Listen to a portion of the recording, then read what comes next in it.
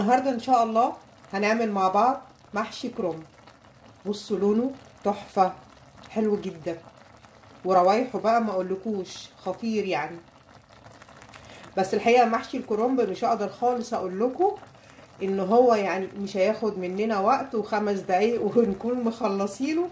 هو هيتاكل في 5 دقايق، بس هيتعمل في 5 دقايق اكيد لا.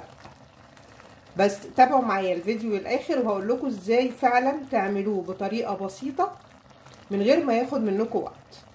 يلا بينا نبدا كده ونقول بسم الله. اول حاجه هنعملها تسبيكه الصلصه او التسبيكه اللي هنحطها على المحشي.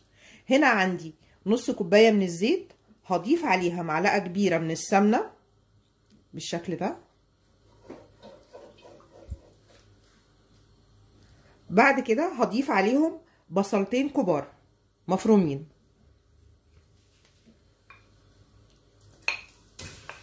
وانا هنا مش هخلي البصل يحمر، يا دوبك بس يدبل.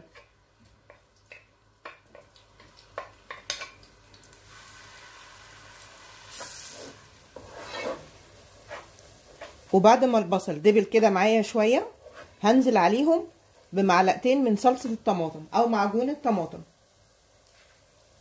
كده.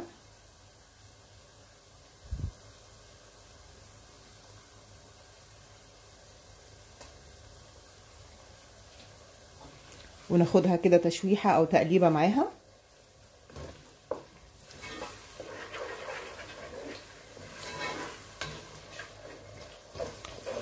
بعد كده هضيف التوابل اللي عندي. هنا عندي معلقه صغيره من الملح، ومعاها معلقه صغيره برضو من الفلفل الاسود، ومعلقه زيها برضو من الكزبره الناشفه كده، ومعلقه صغيره من السبع بهارات. دي ما كانتش مليانه فهنكملها. وهحط كمان معاهم شويه من النعناع الناشف،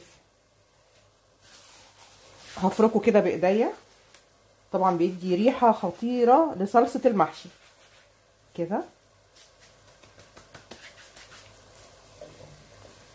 نقلب، ومش عايزين ننسى معلقه السكر، هنحط معلقه صغيره من السكر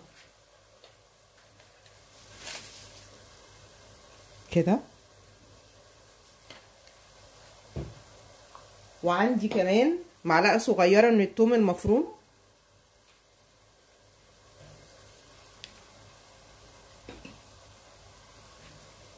ناخد بقى الحاجات دي كلها كده تقليبه حلوه مع بعضها قبل ما نضيف صلصه الطماطم او عصير الطماطم يعني.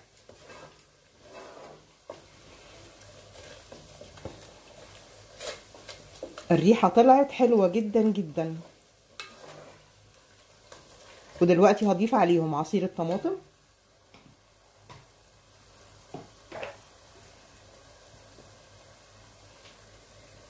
بسم الله. في الطماطم بتاعه المحشي ما بنعصرش ما بنصفيش الطماطم، بنسيبها كده بقشرها، بنضربها بس بقشرها وبعدين نحطها على طول، ما بتتصفاش. بس كده نسيبهم بقى يتسبكوا كده شويه مع بعض.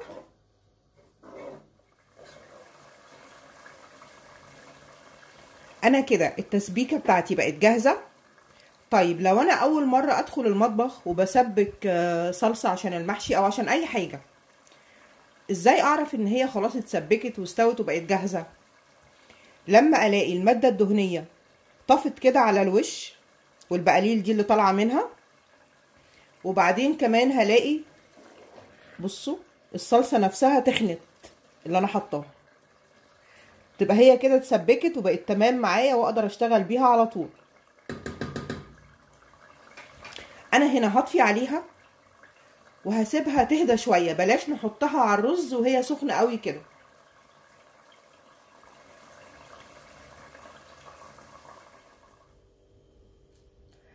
ودلوقتي بعد ما سيبنا الصلصه تهدى شويه هنجهز بقى الخلطه كامله مع بعض.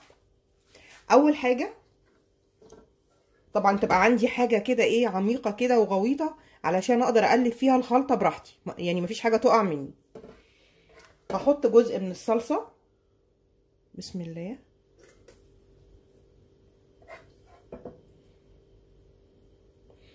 هفردها كده تحت، ناخد كبشه كمان.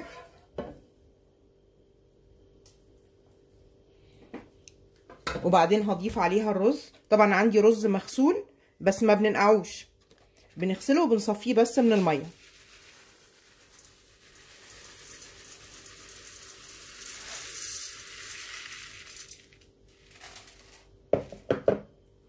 وهحط عليه جزء من الصلصه تاني برضو.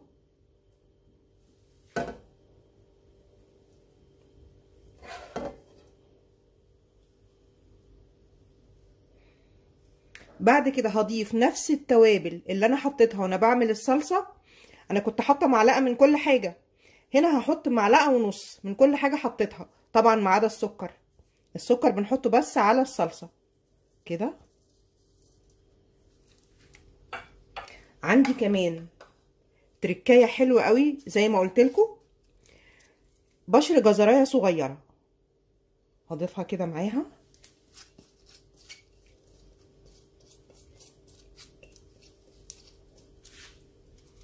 وعندي كمان الحاجه التانية اللي بتخليه برضو طعمه مميز وحلو جدا، ان انا احط له بصلايه نيه. دي بصلايه صغيره هضيفها برضو معاها. الحاجتين دول البصلايه النيه والجزره بيدوله طعم حلو جدا جدا.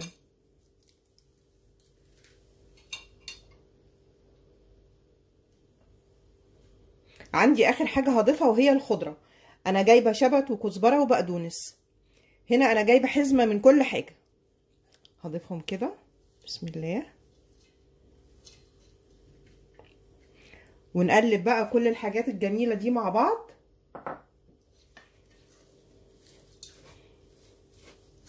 هو ايه واضح يعني ان احنا هنستخدم ايدينا علشان نعرف نخلطها كويس. لو اخدتوا بالكم انا هنا ما حطيتش توم تاني، لو انتوا حابين تضيفوا معلقه توم مفرومه برضو هنا تاني مفيش مشكله خالص.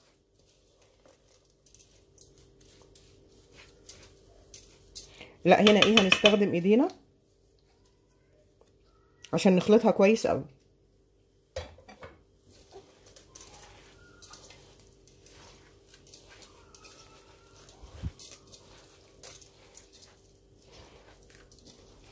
مهم قوي بعد ما تخلطوها كده كويس قوي مع بعض هنعمل حاجتين. هندوقها علشان نشوف لو محتاجة ملح زيادة، اي توابل زيادة احنا حابينها مفيش مشكلة خالص، بس انا كده بالنسبة لي هي كل حاجة فيها مظبوطة. الحاجة التانية ان انا بحب اسيبها 10 دقايق تاخد كده وتدي مع نفسها قبل ما ابدأ احطها في المحشي بتاعي. نبدأ كده مع بعض بسم الله ونقطع الكرنباية بتاعتنا. اهم حاجة ان انا اشيل الجزء اللي في النص ده علشان هو ده اللي بيمسك كل عروق الكرنباية، فانا لازم اتخلص منه في الاول كده.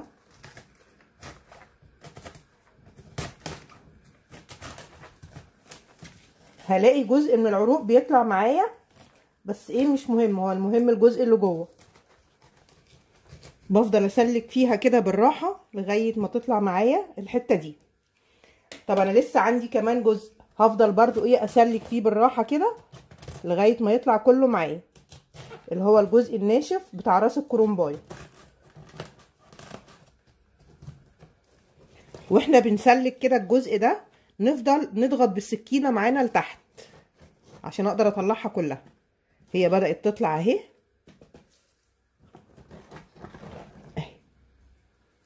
الجزء ده كده هيبقى سهل عليا قوي ان انا يعني اطلع بقى كل الورق. بصوا شكلها. هقلبها كده الناحيه بقى التانية بسم الله. بصوا الورق بيطلع معايا بمنتهى السهوله ازاي.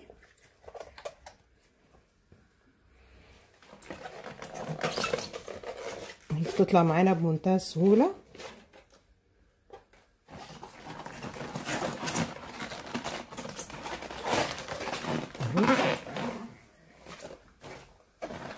وهنفرخها، يعني هنفرخها كلها بنفس الطريقه دي. نعمل كده. اخر جزء عندي في الكرومبايه انتوا هتلاقوه بقى ايه، بيطلع لوحده، مش محتاج ان احنا نعمل فيه اي حاجه. بصوا بيتفكك كله من بعضه اهي، مش محتاجه مننا اي مجهود لغايه اخر ورقه. دلوقتي بقى يلا بينا علشان نشوف هنسلقه ازاي. عندي هنا ميه بتغلي على النار، هحط عليها شويه من الملح وشويه من الكمون، وادي الكمون.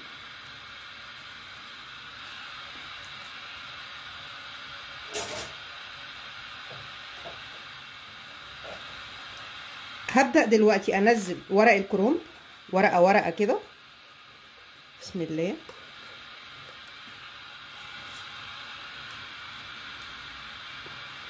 مش هياخد معايا في السلق اكتر يعني من 15 ثانيه تقريبا يعني. نتاكد ان كلها كده غطسانه في الميه. نقلبها كده الناحيه التانيه.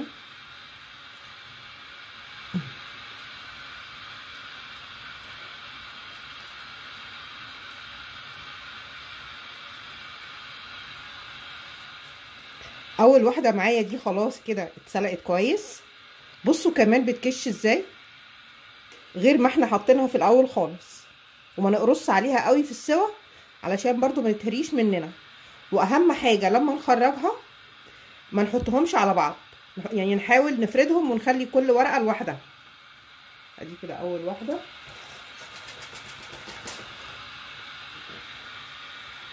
بصوا بتبقى هايشه ازاي في الاول، لما بتستوي بتكش خالص بقى.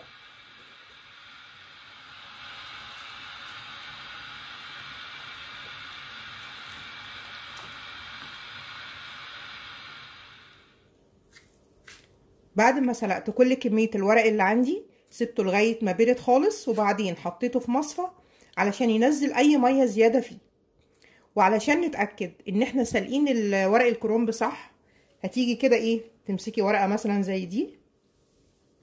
بصي لما تيجي كده ايه تكرمشيها في ايدك، هتلاقي لما تفرديها رجعت تاني ما فيهاش ولا قطع ولا اي حاجة خالص اهي.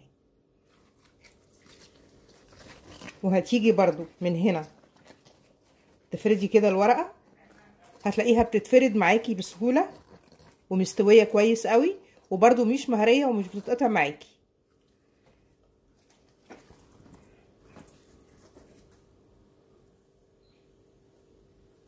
هنبدأ بقى نقطعه بالحجم اللي احنا عايزينه. في بيحبوا الصوابع بتاعته كبيرة او صغيرة زي ما احنا عايزين. الاول محتاجين نشيل الجزء ده. هنيجي هنا كده نفردها كويس قدامنا.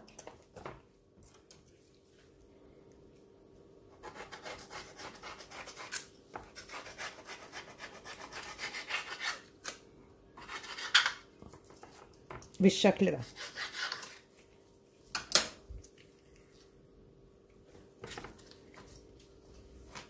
ودي هاجي هنا وهفردها قدامي كده، وهبدأ ألفها على بعضها كده.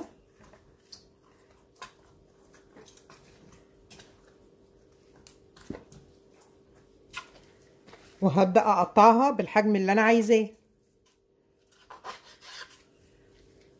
اهي. بصوا ودي طبعا كبيرة قوي، فأنا محتاجة إن أنا أقطعها كمان على 2، بس أنا هقطعهم كلهم بالطريقة دي. وفي الآخر خالص وأنا بحشي هقطعها برضو بالحجم اللي أنا عايزاه كده.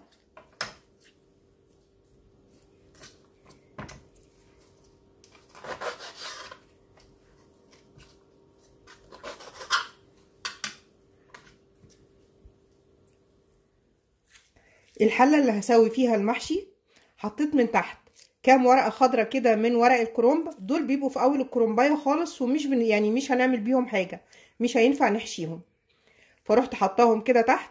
ولو كمان عندنا العروق بتاعة الخضرة اللي احنا قطعناها زي البقدونس والشبت والكزبرة، ممكن كمان نرميهم في الحلة، هيدونا طعم حلو جدا جدا.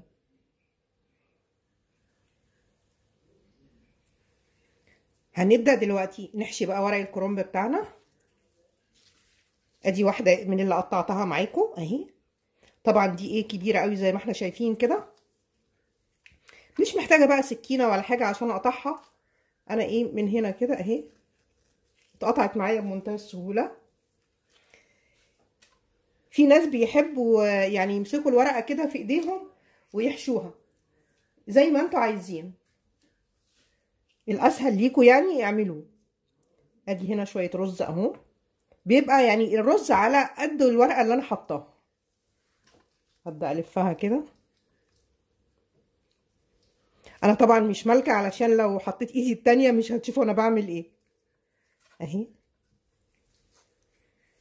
اهم حاجة ما يكونش عليها رز من بره خالص. واحدة كمان.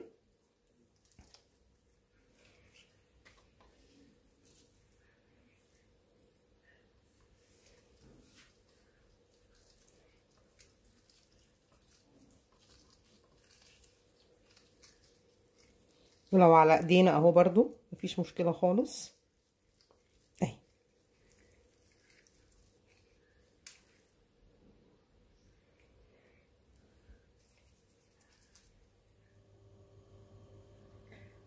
هنيجي بقى لوقت تسوية المحشي. عندي شوربة بتغلي بالشكل ده، انا ضفت لها معلقتين كبار من الصلصة، والشوربة بتبقى عليها التوابل بتاعتها. وهشغل النار على الحلة كده، وهنبدأ نحط الشوربة بسم الله.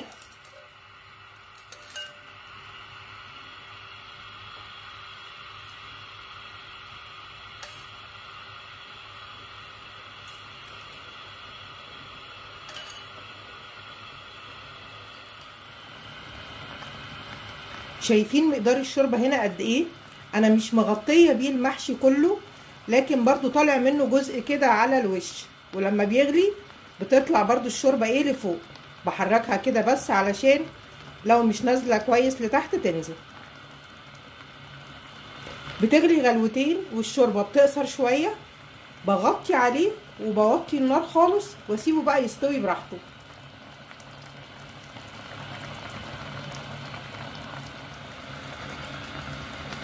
هنوطي بقى النار عليه كده ونغطيه.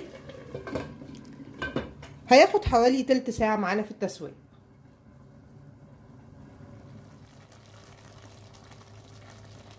كده المحشي خلاص استوى.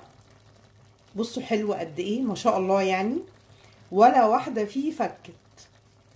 تعالوا كده يعني نجرب نطلع اي واحدة. بسم الله.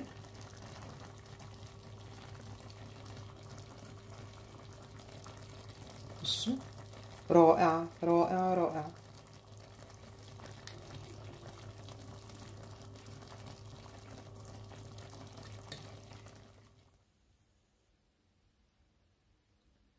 عشان ما نضيعش يوم واحنا بنعمل المحشي، ايا كان بقى هو ايه المحشي اللي احنا بنعمله يعني، بس لو يعني بنعمل محشي كرنب طبعا هو بياخد وقت مفيش كلام. فايه حله بقى عشان ما ياخدش مننا وقت؟ هنعمل التسبيكة بتاعته في يوم تمام كده ونشيلها في الفريزر او في التلاجة. هنيجي اليوم اللي بعده نجيب الكرنباية ونقطعها ونسلقها ونظبطها ونشيلها برضو في التلاجة.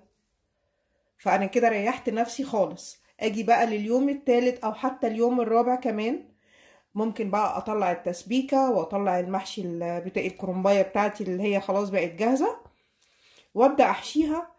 في الحالة دي بجد يعني مش هياخد مننا وقت ومش هنحس بالمجهود بتاع ان احنا بنعمل كل حاجة في يوم واحد.